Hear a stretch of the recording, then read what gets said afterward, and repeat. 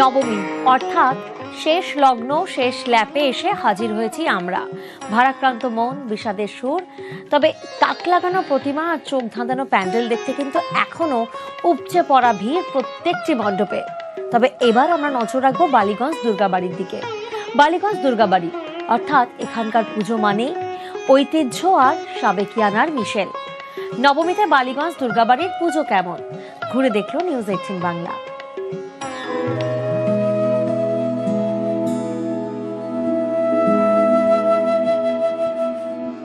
মহানবমীর সন্ধিক্ষণে আমরা এই মুহূর্তে রয়েছি বালিগঞ্জ প্রতিষ্ঠান দুর্গাবাড়িতে। এই বালিগঞ্জ প্রতিষ্ঠান দুর্গাবাড়িতে বহু দূর দূরান্ত থেকে দর্শনার্থীরা আসেন প্রত্যেক বছর। কিসের টানে জানেন?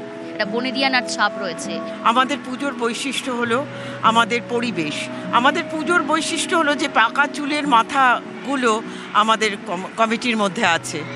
আমাদের বৈশিষ্ট্য হলো একসময় আমাদের অর্গানাইজাররা বলতেন, আমাদের বাবা কাকারা, যে আমাদের পয়সার দরকার নেই, দরকার হলে আমরা ঘট পুজো করতে পারি। সেটাই আমাদের বৈশিষ্ট্য, সেটাই আমরা বলতে পারি। প্রথমে শুরু করেন 1933 সালে এই দুর্গাপুজো। তারপরে তখন এই আশেপাশের ফাঁকা জমিতেই হতো। তারপরে দেখা যাচ্ছিল সমস্ত জমিগুলো বাড়ি হয়ে যাচ্ছিল।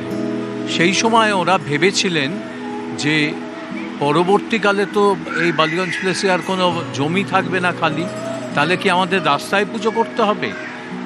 তখন আমাদের পূর্বপুরুষরা ওরা ঠিক করেন যে সবাই মিলে টাকা দিয়ে একটা জমি কিনে রাখবেন, যেখানে পার্মানেন্টলি দুর্গাপুজো হবে।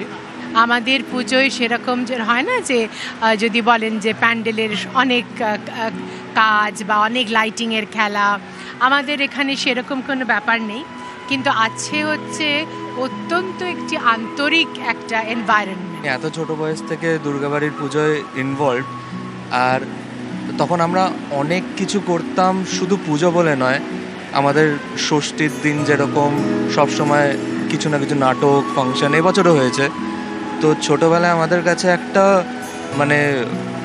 মূল আকর্ষণ ছিল হচ্ছে যে আমরা স্কুল হোক কি টিউশন হোক যা হোক, তারপরে প্রথম আসবো দুর্গাবাড়িতে রিহার্সাল করতে। সেই পুজোর আগের 2 মাসটা, পুজো আসছে আর সেই 2 মাসে রিহার্সাল করা, চাঁদা তুলতে বেরোনো, এই মজাটার কোনো বিকল্প নেই। বালিগঞ্জ প্রতিষ্ঠান দুর্গাবাড়িতে এলে বনেদিয়ানার ছোঁয়া রয়েছে, ঐতিহ্যময় এই পুজো আপনার মন কাড়বেই, কথা দিলাম। ক্যামেরায় কাঞ্চন ভৌমিকের সঙ্গে প্রিয়াঙ্কা শিকদার, নিউজ 18 বাংলা, কলকাতা।